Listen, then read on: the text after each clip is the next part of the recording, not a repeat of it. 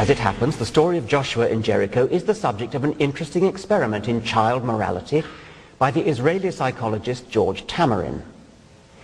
Tamarin presented to more than 1,000 Israeli schoolchildren aged between 8 and 14 the book of Joshua's account of the Battle of Jericho. He then asked the children a simple moral question. Do you think Joshua and the Israelites acted rightly or not?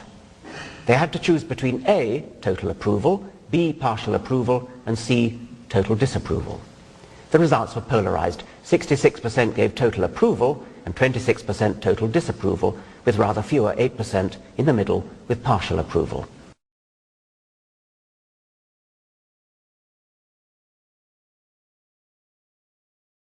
Typical answers from the total approval A group.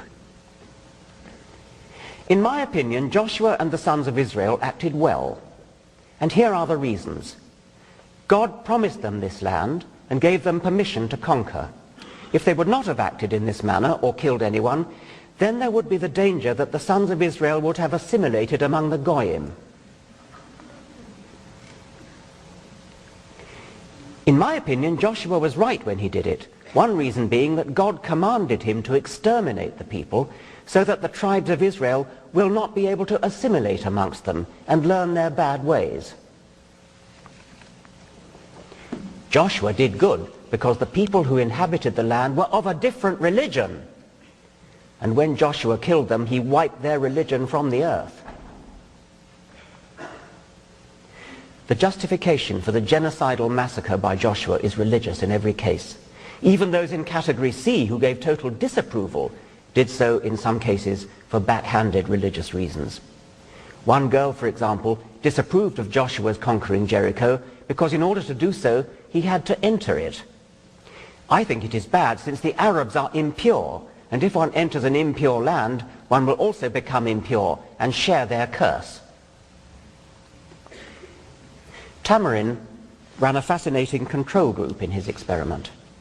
A different group of 168 Israeli children were given the same text from the book of Joshua, but with Joshua's own name replaced by General Lin and Israel replaced by a Chinese kingdom 3,000 years ago.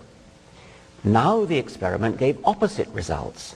Only 7% approved of General Lin's behavior and 75% disapproved.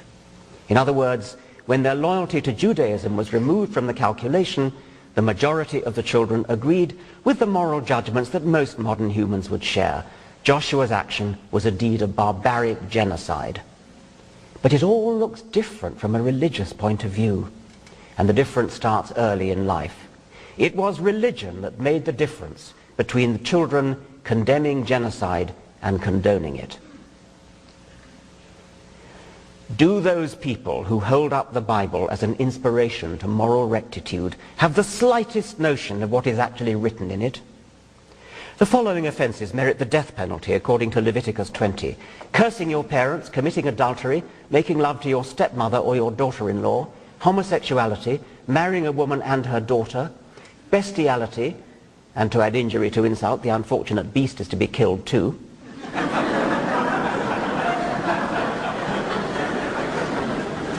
You also get executed, of course, for working on the Sabbath. The point is made again and again throughout the Old Testament.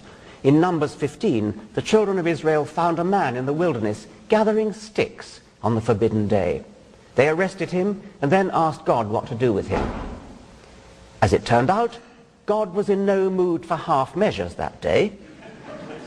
And the Lord said unto Moses, the man shall surely be put to death. All the congregation shall stone him with stones without the camp.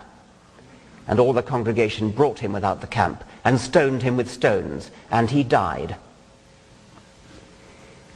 Did this harmless gatherer of firewood have a wife and children to grieve for him? Did he whimper with fear as the first stones flew, and scream with pain as the fusillade crashed into his head? What shocks me today about such stories is not that they really happened. They probably didn't. What makes my jaw drop is that people today should base their lives on such an appalling role model as Yahweh, and even worse, that they should bossily try to force the same evil monster, whether fact or fiction, on the rest of us.